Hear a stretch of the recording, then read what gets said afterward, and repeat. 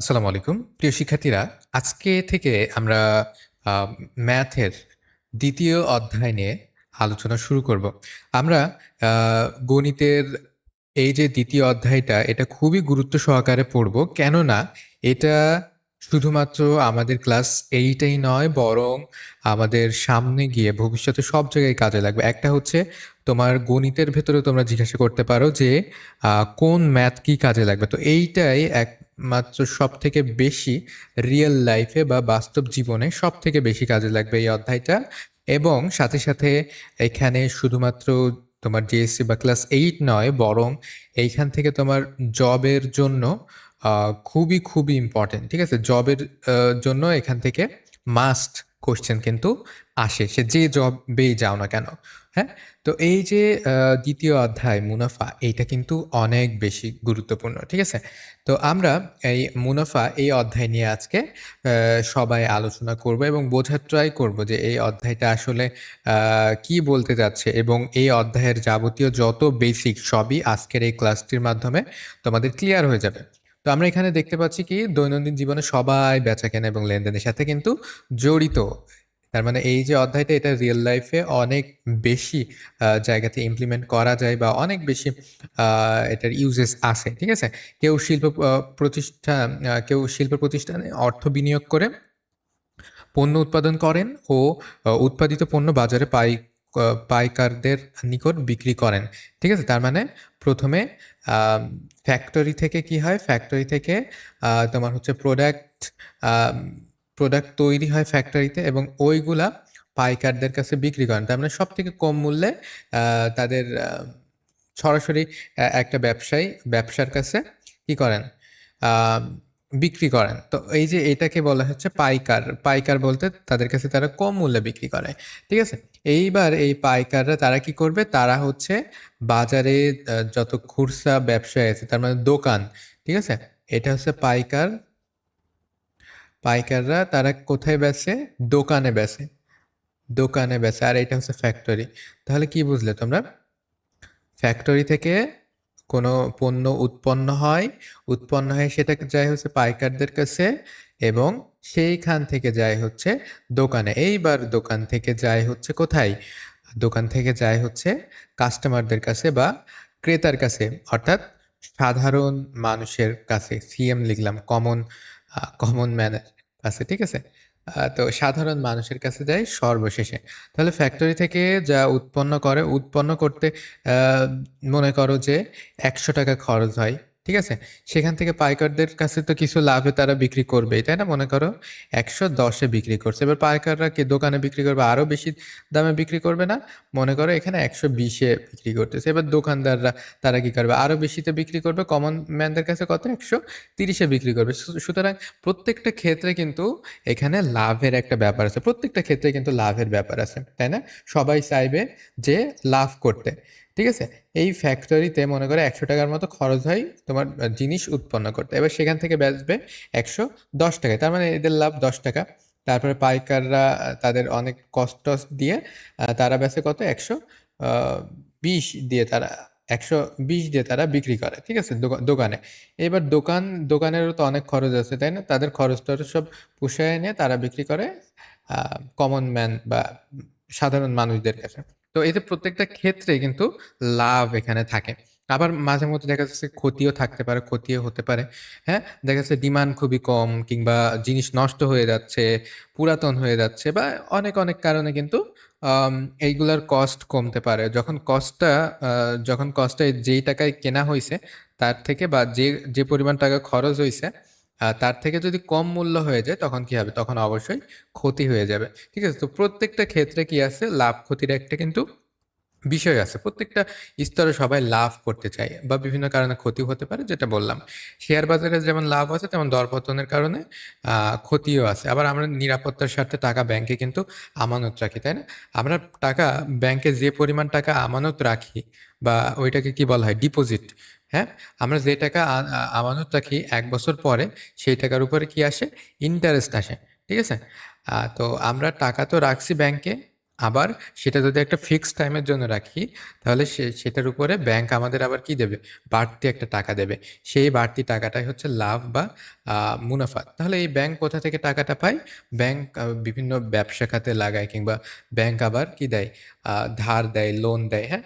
সেখান থেকে আবার একটা বড় অংশ কিন্তু ব্যাংক নিজে রাখে, এবং বাকি কিছু অংশ যারা আমানত রাখে ব্যাংকে তাদেরকে দেয়। তার মানে তুমি জমা রাখলে ব্যাংক তোমাকে কিছু টাকা দিবে। আবার তুমি যদি লোন নাও, তাহলে তোমাকে ওই লোনের টাকা শোধ তো করতেই হবে, তার সাথে এক্সট্রা কিছু টাকা শোধ করতে হবে। ঠিক আছে? এই হচ্ছে ব্যাপার। এই অধ্যায়ে লাভ ক্ষতি এবং বিশেষভাবে মুনাফা সম্পর্কে আলোচনা করা হয়েছে। তো আমরা লাভ ক্ষতি এবং এই যে মুনাফা নিয়ে, এই বিষয় নিয়ে আমরা আলোচনা করবো। এখন আমরা গল্পের মাধ্যমে একটু বোঝার ট্রাই করবো। ঠিক আছে? যে লাভ ক্ষতি বিষয়টা আসলে কি। তো চলো আমরা গল্পটা দিয়ে শুরু করা যাক। ঠিক আছে? গল্প দিয়ে শুরু করা যাক। রাজুর আমের ব্যবসা ও লাভ ক্ষতির হিসেবে আমরা এখন দেখব। হ্যাঁ, তো চলো। ব্যবসা শুরু এবং মূলধন। মূলধন জিনিসটা কি, এটা নিয়ে আমরা আলোচনা করবো। তো ও ক্লাস 10-এ পড়ে, রাজু ক্লাস 10-এ পড়ে, হ্যাঁ? সে অনেক বুদ্ধিমান ছাত্র, সামনে গ্রীষ্মের ছুটি। রাজু ভাবলো এই ছুটিতে কি করবে, ঘরে বসে না থেকে ছোটখাটো একটা ব্যবসা করবে। হ্যাঁ, গ্রেট। তোমরা কেউ এমন ব্যবসা বা কোনো ধরনের ব্যবসা করে থাকলে অবশ্যই জানাবে। সে তার মাটির ব্যাংক ভেঙে দেখলো সেখানে কত আছে, ১,০০০ টাকা কিন্তু সেখানে আছে। তার মানে তার পুঁজি আছে কত? তার পুঁজি আছে ১,০০০ টাকা। রাজু সিদ্ধান্ত নিলে সেই টাকা দিয়ে ফলের ব্যবসা করবে। তো এই যে ব্যবসার আইডিয়া কিন্তু তার একটা চলে আসলো। ব্যবসার শুরুতে এই যে ১,০০০ টাকা সে নিয়ে নামলো, ঠিক আছে? একেই কি বলে? ব্যবসার ভাষায় মূলধন বা ক্যাপিটাল বলে। তাহলে তার কাছে যে পুঁজি আছে, আ সেটা সেটা নিয়ে সে তার ব্যবসা শুরু করলো। তাহলে তার কাছে কত ক্যাপিটাল থাকলো, কত মূলধন থাকলো? মূলধন হচ্ছে ১,০০০ টাকা। তার মানে যে টাকা দিয়ে ব্যবসা শুরু করা হয় বা যে টাকা খাটানো হয়, সেটাই হচ্ছে কি ব্যবসার মূলধন। ঠিক আছে? এখন দেখো, পরদিন সকালে সে পাইকারি বাজারে চলে গেল। সেখান থেকে ৳৮০০ দিয়ে ১ ঝুড়ি আম, আ মানে খুব সুন্দর এবং মিষ্টি দেখে চমৎকার কিছু আম কিনলো, হ্যাঁ? আমগুলো বাড়িতে আনার সময় তার দেখা যাচ্ছে রিক্সা ভাড়া, যাতায়াত ভাড়া কত লাগলো? যাতায়াত ভাড়া মনে করো ৳১০০ লাগলো। অর্থাৎ তার যেতে আসতে ৳১০০ লাগলো। এখন রাজু কি হিসাব করলো যে সে আম কিনেছে কত? ৳৮০০ র আম কিনেছে। আবার তার রিক্সা ভাড়া হচ্ছে কত? ৳১০০। তাহলে আমগুলো তার হাতে পৌঁছানো পর্যন্ত, হ্যাঁ? তাহলে তার ইনভেস্ট টোটাল কত হচ্ছে? তার মোট খরচ কিন্তু ৳৯০০ হচ্ছে। ঠিক আছে? এই ৳৯০০ কিন্তু তার ওই যে পণ্য কিনতে টোটাল খরচ হয়েছে। প্রথমত পণ্যের দাম, তারপরে কিসের দাম? তারপরে ওই যে ভাড়ার দাম। ঠিক আছে? এই যে পণ্য কেনার থেকে শুরু করে দোকানে বা হাতে আসা পর্যন্ত যে মোট খরচ হয়, তাকে কি বলা হয়? ক্রয় মূল্য বলা হয়। ঠিক আছে? ক্রয় মূল্য। অর্থাৎ রাজুর আমের ক্রয় মূল্য কত? ৳৯০০। আচ্ছা, এই বিষয়টা তোমরা বোঝার একটু ট্রাই করো। আমরা যখন মনে করো ব্যবসা করি, ব্যবসায় শুধুমাত্র প্রোডাক্টের জন্যই আমাদেরকে মূল্য দিতে হয় না। বরং আমাদের কিন্তু আরো কিছু মূল্য আ পাশে, অর্থাৎ সাথে, সাথে এডেড কিছু মূল্য থাকে। যেমন এখানে শুধুমাত্র ভাড়ার কথা বলছে। এখানে শুধুমাত্র ভাড়া না, দেখা যাচ্ছে ব্যবসায় কিন্তু অনেক ধরনের আম বিজ্ঞাপন, বিপণন, তারপরে রক্ষণাবেক্ষণ, তারপরে শ্রমিক, মজুরি ইত্যাদি, ইত্যাদি, কিংবা বিদ্যুৎ বিল, কিংবা আ ভাড়া, এরকম অনেক কিন্তু কস্ট কিন্তু থাকে। শুধুমাত্র যে টাকা দিয়ে কেনে বা প্রোডাক্ট বা পণ্যের দামই না, বরং এরকম এডেড বা আরো অনেক কিছু খরচ ওইখানে কিন্তু থাকে। ঠিক আছে? তো এই যে টোটাল খরচ মিলে কিন্তু আমাদের যে ক্রয় মূল্য, সেইটা হিসাব হয়। ঠিক আছে? ক্রয় মূল্য, সেই টোটাল যত খরচ সেইটা থেকে হিসাব হয়। এবার তারপর থেকেই কিন্তু আমাদের লাভ ক্ষতির হিসাব। ঠিক আছে? তাহলে এখানে যেহেতু ৳৮০০ হচ্ছে তার প্রোডাক্ট, এবং ৳১০০ কি? ৳১০০ তার আ আ এডেড কস্ট। ঠিক আছে? তাহলে টোটাল যে কস্টটা, সেটাই হচ্ছে তার ক্রয় মূল্য বা কস্ট প্রাইস। সেটা কত? সেটা হচ্ছে কত? ৳৯০০। ৮০০ আর ১ ৯০০। ঠিক আছে? এইবার দেখো, এবার লাভ কি জিনিস সেটা আমরা দেখব। তারপরে বিকেলে রাজু তার পাড়ার মোড়ে একটা ছোট্ট টেবিল পেতে আমগুলো সাজিয়ে বসলো। আমগুলো দেখতে অনেক সুন্দর ছিল। এ কারণে পাড়ার যত লোক আছে তারা খুব দ্রুত এসে আমটি কিনে নিয়ে গেল। ঠিক আছে? সব আম বিক্রি করার পর রাজু দেখলো তার আ ক্যাশে কত টাকা আছে? ৳১,২০০ জমা হয়েছে। সে আ পণ্য বিক্রি করা হয়, তাকে কি বলা হয়? বিক্রয় মূল্য। তাহলে তার বিক্রয় মূল্য কত? 1200 টাকা। ঠিক আছে, সে টোটাল কত টাকার বিক্রি করলো? 1200 টাকার বিক্রি করলো। ঠিক আছে, তো এটা হচ্ছে তার বিক্রয় মূল্য। এবার রাজু কি হিসেব করলো যে তার ক্রয় মূল্য ছিল হচ্ছে কত? 900 টাকা। এবং এই যে বিক্রয় করেছে, ঠিক আছে, অর্থাৎ সে ওই বিকেলে বিক্রি করে করে সব একেবারে বিক্রি করে ফেলে তার কাছে কত দাঁড়ালো টাকা? 1200 টাকা দাঁড়ালো। ঠিক আছে, তাহলে এখান থেকেই হচ্ছে আমাদের মেন যে খেলা, সেটা হচ্ছে লাভের। তাহলে তুমি দেখতে পাচ্ছ যে সে কিনতে তার টোটাল খরচ হয়েছে 900 টাকা এবং বিক্রি করেছে সে 1200 টাকার। তাহলে বুঝতে পারছো বিক্রয় মূল্য এখানে কি বেশি, তার মানে বেশি দামে সে বিক্রি করতে পেরেছে, তার মানে তার কাছে টাকা আরো বেশি চলে আসছে, তাই না? কত টাকা বেশি আসছে? যত টাকা বেশি আসছে সেটাই তার লাভ। তো লাভ তাহলে কি? লাভ হচ্ছে বিক্রয় মূল্য, যে টাকার সে বিক্রি করেছে, এবং মাইনাস ক্রয় মূল্য, অর্থাৎ যে টাকার সে ক্রয় করেছিল, কিনেছিল। তাহলে কত টাকার কিনেছিল? 300 টাকার কিনেছিল, তাই না? 1200 বিয়োগ 900, 300 টাকার কিনেছিল। ঠিক আছে, প্রথম দিনে ব্যবসায় রাজু 300 টাকা লাভ হলো। কত টাকা লাভ হলো? 300 টাকা লাভ হলো। ঠিক আছে, বিশাল ব্যাপার, একদিনে পুরো 300 টাকা। হ্যাঁ, আচ্ছা, তাও আবার কত টাকা পুঁজিতে? মাত্র 1000 টাকা নিয়ে নামছিল সেই পুঁজিতে, মানে ক্রয় করছে তো তোমার হচ্ছে 900 টাকায়। তো মাত্র অল্প কিছু পুঁজিতে দেখো 300 টাকার সে প্রফিট অর্জন করলো। এবার দেখো লোকসান বা লস সম্পর্কে দেখা যাক। পরদিন রাজুর দারুণ উৎসাহ নিয়ে আবারও কত? 900 টাকা খরচ করে ক্রয় মূল্য করে, মানে ওই গত দিনকার মতো সে আবার 900 টাকার কি আম কিনছে। এইবার সে আবার ঝুড়ি নিয়ে বসলো, কিন্তু ওই দিন হঠাৎ করে আকাশ কালো, মানে অনেক বৃষ্টি হয়, আবহাওয়া একদম প্রতিকূল। হ্যাঁ, রাস্তায় কোনো মানুষ নেই, মানুষ না থাকলে কি কেনবে? কেনবে না তো। ঠিক আছে, এবার আবার সেও দেখছে যে আমি যদি এখন না বিক্রি করে যদি রেখে দিই তাহলে পচে যাবে। তাই কি কি কি করতে হবে? তাকে বাধ্য হয়ে, মানে পচে নষ্ট হওয়ার থেকে সেই কিছু না কিছু হলেও বিক্রি করে লাভ করা ভালো। এবার দাম কমিয়ে দিল সে। দাম কমিয়ে দেওয়ার ফলে কি হলো? ওইগুলো আবার বিক্রি হয়ে গেল, কেননা মানুষ যখন কম দামে কিছু পায় তখন কিন্তু সেটা হাতছাড়া করে না। ঠিক আছে, এখন অবশেষে সে কষ্টে সব আম কত 700 টাকা বিক্রি করতে পারলো। হ্যাঁ, এবার কিন্তু তার মন খারাপ হয়ে গেল। তাহলে কিনছিল কত টাকায়? এইবারও কিন্তু 900 টাকায় কিনছিল, কিন্তু বিক্রয় করেছে মাত্র 700 টাকায়। অনেক খুব কষ্টে বিক্রি করেছে, প্রতিকূল অবস্থায় খুব কষ্টে বিক্রি করেছে, তাই না? তাহলে এখানে আমাদের ক্রয় মূল্যটা কিন্তু বিক্রয় মূল্যের থেকে বেশি, তার মানে সে যে টাকার কিনেছে তার বিক্রি হয়েছে তারও অনেক কম টাকায়। সুতরাং এখান থেকে আমরা যেটা বুঝতে পারি যে তার কি হয়েছে, তার কাছে আরো টাকা কমে গেছে। কমে গেছে মানে কি? তার লস হয়েছে। ঠিক আছে, এখন এই যে ক্ষতি বা লোকসান, এটাও কিন্তু আমাদের এই ক্রয় মূল্যের উপর থেকে আমরা কিভাবে হিসাব করব? যেহেতু ক্রয় মূল্যটা বেশি, 900 বিয়োগ 700, ক্রয় মূল্য বিয়োগ বিক্রয় মূল্য, 900 বিয়োগ 700, তাহলে কত টাকার ক্ষতি হয়? 200 টাকার ক্ষতি হয়। ঠিক আছে, এখন এখানে কিন্তু একটা বোঝার মতো বিষয় আছে। ব্যবসা মানে শুধু লাভই না, বরং অনেক সময় কিন্তু বিভিন্ন কারণে দেখা যাচ্ছে তোমার আবহাওয়া বা তোমার পারিপার্শ্বিক অবস্থা খুবই খারাপ। ঠিক আছে, কোনো সুযোগ নেই সেখানে, আহ, কিংবা চাহিদা অনেক কম হয়ে গেছে বা তার কোনো চাহিদা নেই। এমন যখন অবস্থা হবে তখন কি হবে? এমন অবস্থা হলে অবশ্যই অনেক ক্ষতি হবে। ঠিক আছে, অনেক ক্ষতি হবে। কিংবা দেখা যাচ্ছে আবহাওয়া ভালো, চাহিদাও অনেক বেশি, তাহলে কি হবে? লাভ হবে। আবহাওয়া খারাপ, চাহিদাও কম, তাহলে কি হবে? ক্ষতি হবে। এরকম বেশ কিছু ফ্যাক্টর নির্ভর করে লাভ ক্ষতির উপরে। ঠিক আছে, তো ব্যবসার জন্য অবশ্যই আমাদের এই যে ফ্যাক্টরগুলো, কেন লাভ হলো কেন ক্ষতি হলো, সবগুলো কিন্তু আমাদের দেখে শুনে মেনে চলতে হয়। ঠিক আছে, আচ্ছা, ক্রয় মূল্যের চেয়ে তাহলে বিক্রয় বেশি, ক্রয় মূল্য থেকে যখন বেশি দামে বিক্রি করা হবে বা ক্রয় মূল্য থেকে বিক্রয় মূল্য যখন বেশি হবে তখন লাভ হবে।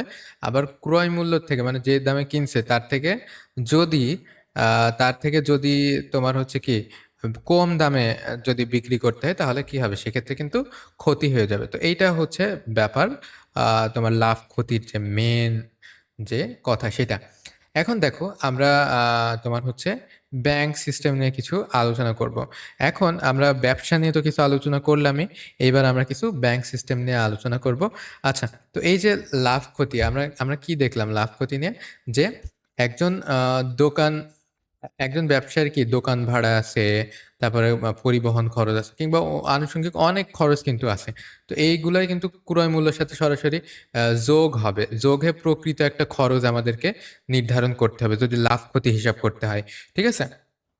আমরা শুধুমাত্র একটা জিনিস কিনে আনলাম কিন্তু সেটার পারিপার্শ্বিক মানে কিনতে গিয়ে আমাদের কত খরচ করতে হয়েছে কিংবা বেচা পর্যন্ত, বিক্রি করা পর্যন্ত আমাদের কত খরচ হয়েছে, এই জিনিসটা যদি আমরা হিসাব না করি তাহলে কিন্তু আসলে কত টাকা আমাদের কাছে এসছে কিংবা গেছে ওই পারপাজে সেটা কিন্তু আমরা হিসাব করতে পারবো না। সুতরাং আমাদের এই সবই মাথায় রাখতে হবে কোনটা যে আমাদের কত টাকার কিনতে হয়েছে জিনিসটা, এটার পাশাপাশি যে দোকান ভাড়া, তারপর পরিবহন খরচ কিংবা আনুষঙ্গিক অনেক খরচ কিন্তু থাকতে পারে। সেগুলোও আমাদের কি করতে হবে? বিবেচনায় আনতে হবে। ঠিক আছে? এই যে প্রকৃত খরচ এটাই হচ্ছে বিনিয়োগ। ঠিক আছে? প্রকৃত খরচ বলতে কি? তার মানে সব যত খরচ আছে আমাদের ওই ব্যবসা করার পিছনে যত খরচ হইছে সবগুলো একত্রে মিলে আমাদের হচ্ছে প্রকৃত খরচ এবং ওই খরচ করাটাই হচ্ছে বিনিয়োগ। ঠিক আছে? এই বিনিয়োগের উপরে কি হবে? লাভ বা ক্ষতির হিসাব করতে হবে। ঠিক আছে? এই বিনিয়োগের পরেই লাভ বা ক্ষতি হয়। ডিপেন্ড করে, হ্যাঁ? আচ্ছা। তো তো এটার জন্য এটা কি ক্রয় মূল্য হিসেবে কিন্তু ধরা হয় এই বিনিয়োগটাকে। ঠিক আছে? আর যে মূল্যে দেখা যাচ্ছে ওই গুলা বিক্রি করা হয়, হ্যাঁ? যে মূল্যে বিক্রি করা হয় সেটা হচ্ছে কি বিক্রয় মূল্য। তার মানে যে টাকাটা তুমি পাবে ওইগুলা দিয়ে, ওই জিনিসগুলা দিয়ে, সার্ভিসগুলা দিয়ে তুমি যে টাকাটা পাবে সেটাই হচ্ছে তোমার বিক্রয় মূল্য। ঠিক আছে? ক্রয় মূল্য হচ্ছে বিক্রয় মূল্য বেশি হলে কি হবে? লাভ বা মুনাফা হবে। ঠিক আছে? ক্রয় মূল্য হচ্ছে বিক্রয় মূল্য যখন বেশি হবে তখন কি হবে? লাভ হবে। ওকে? আর ক্রয় মূল্যর চেয়ে বিক্রয় মূল্য কম হলে কি হবে? লোকসান হবে। তাহলে তুমি কি বুঝতে পারলে ব্যাপারটা বলো তো? ক্রয় মূল্যর চেয়ে বিক্রয় মূল্য যখন বেশি হবে, ঠিক আছে? ক্রয় মূল্য থেকে যখন বিক্রয় মূল্য বেশি হবে, অর্থাৎ কেনা দামের থেকে বেচা দাম যখন বেশি হবে তখন লাভ হবে। আর কেনা দামের থেকে মানে ক্রয় মূল্য থেকে বিক্রয় মূল্য যদি কম হয়ে যায়, তার মানে তোমার কাছে যদি টাকা কমে যায় তাহলে কি সেক্ষেত্রে ক্ষতি বা লোকসান হবে। ঠিক আছে? আবার ক্রয় মূল্য ও বিক্রয় মূল্য যদি সমান হয় তাহলে কিন্তু ওখানে কোনো লাভ বা ক্ষতি নেই। ঠিক আছে? অ্যাকচুয়ালি ক্ষতি হচ্ছে তোমার সময় নষ্ট হচ্ছে, এটাই ক্ষতি। লাভ বা ক্ষতি ক্রয় মূল্যের উপরে হিসাব করা হয়। কিসের উপরে হিসাব করা হয়? অবশ্যই ক্রয় মূল্যের উপরে হিসেব করা হয়। কেন বলো তো? কারণ হচ্ছে এই যে ক্রয় মূল্যটা, এই ক্রয় মূল্যটা কিন্তু স্থির। ঠিক আছে? তার মানে এই ক্রয় মূল্যটা ফিক্সড। তার মানে এই ক্রয় মূল্য তুমি জানছো। কিন্তু তোমার ওইটা আসলে বেশি দামে বিক্রি হবে ক্রয় মূল্য থেকে নাকি ক্রয় মূল্য থেকে কম দামে বিক্রি হবে সেটা কিন্তু তুমি একেবারে 100% শিওর না। ঠিক আছে? অনেক সময় বাই চান্স অনেক কিছু হয়ে যেতে পারে যাতে করে তুমি সেখান থেকে কম মূল্যও পেতে পারো। তো এখানে বিক্রয় মূল্য যেটা, বিক্রয় মূল্য কিন্তু ভ্যারি করে। ভ্যারি করা বলতে কি? যে একেক সময় একেক রকম হতে পারে। কিন্তু ক্রয় মূল্য তো একটা ফিক্সড রেট, তাই না? সো এইজন্য কি লাভ ক্ষতির হিসাব করা হয় কিসের উপরে?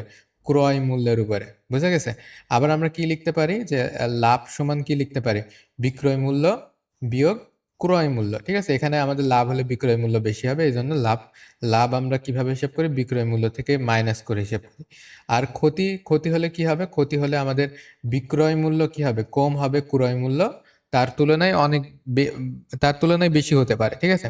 এই কারণে আমরা ক্রয় মূল্য নির্ণয় ক্ষতি নির্ণয়ের সময় কি করি? ক্রয় মূল্য থেকে বিক্রয় মূল্য বাদ দিই। ঠিক আছে? তো অলওয়েজ কি হবে? বেশি থেকে কম বাদ যাবে, তাই না? আচ্ছা। তো এই যে সম্পর্কটা ক্রয় মূল্যের যে কোনটা কখন বেশি হবে, কোনটা কম হবে এবং কখন লাভ হবে, কখন ক্ষতি হবে, লাভ ক্ষতি কতটুকু হলো, এই বিষয়গুলো আশা করি আজকে থেকে তোমরা নির্ণয় করতে পারবে। ঠিক আছে? ওই যে মনে করো রাজুর যে উদাহরণটা দেওয়া হলো, সে যখন কখন লাভ করলো? যখন তার বিক্রয় মূল্য বেশি হলো। তার বিক্রয় মূল্য যখন ১২০০ ছিল এবং ক্রয় মূল্য যখন ৯০০ ছিল, তখন তার লাভ কত হয়েছিল? ৳৩০০ তার কিন্তু লাভ হইছিল। তাই তো? তারপরে আবার তার লোকসান হয়, তাই না?